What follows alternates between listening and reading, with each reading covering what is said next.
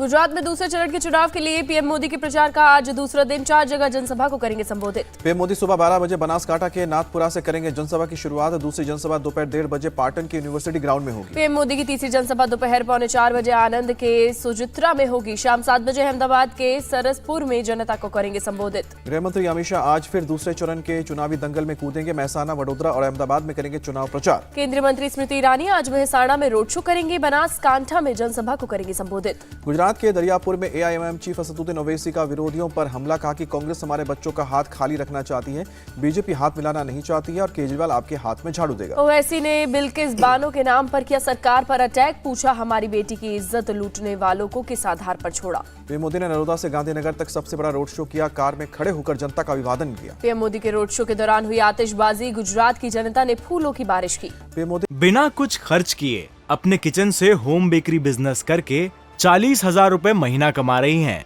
आपको भी ये करना है तो फ्रीडम ऐप को अभी डाउनलोड कीजिए। ने अपने रोड शो के दौरान एक एम्बुलेंस को रास्ता देने के लिए अपने काफिले को रोका।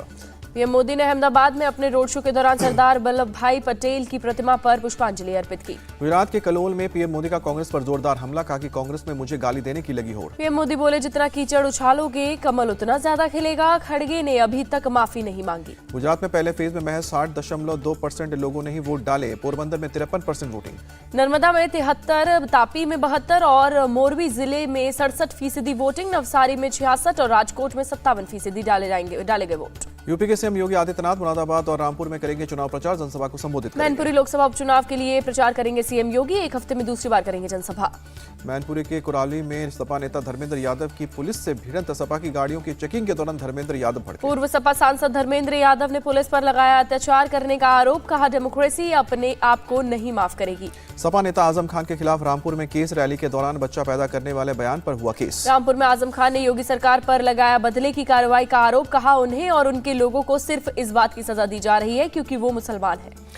रामपुर में जनसभा के दौरान अखिलेश यादव ने यूपी के दोनों डिप्टी सीएम को दिया ऑफर। कहा कि अगर कोई एक साथ 100 विधायक लेकर आ जाए तो हम उन्हें डिप्टी सीएम से सीधा सीएम बना देंगे। अखिलेश यादव ने सीएम योगी की फाइल लौटाने का किया जिक्र। कहा वक्त कभी एक जैसा नहीं रहता। इतना जुल्म ना किया जाए कि वो भी ऐसा करने को मजबूर हो जाए। डिप्टी सीएम केशव प्रसाद मौर्य का पलटवार। बीजेपी ने 2019 में किया नेताजी का लिहाज। यदि मोदी या अमित शाह की सभा मैनपुरी में करवा दी होती तो तभी रिजल्ट बदल जाता। केंद्रीय मंत्री अनुराग ठाकुर का बयान। बोले एमसीडी चुनाव में हम पहले से ज्यादा सीटें जीतेंगे। बीजेपी बहुमत का आंकड़ा बनाएगी।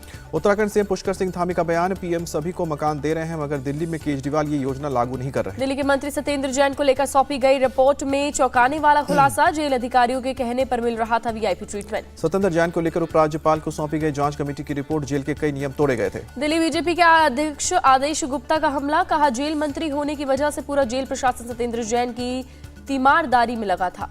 दिल्ली के श्रद्धा मर्डर केस के आरोपी आफ्ताब का आज होगा post narco test interview. Forensic science lab के 4 मेंबर और जांच अधिकारी करेंगे। तिहाड़ के जेल नंबर 4 बिना कुछ खर्च किए अपने किचन से होम बेकरी बिजनेस करके 40,000 रुपए महीना कमा रही हैं। आपको भी ये करना है तो फ्रीडम ऐप को अभी डाउनलोड कीजिए। में होगा आफ्ताब का पोस्ट नार्को टेस्ट इंटरव्यू। सुबह 10 बजे से दोपहर 3 बजे के बीच होगा इंटरव्यू। दिल्ली के जवाहरलाल नेहरू यूनिवर्सिटी में फिर शुरू हुआ नया विवाद। दीवारों पर लिखे मिले जाति सूचक नारे। कैंपस छोड़ने की धमकी। कई शिक्षकों के रूम में आगे भी लिखे हुए थे नारे। आरएसएस की शाखा में लौट जाने को कहा गया।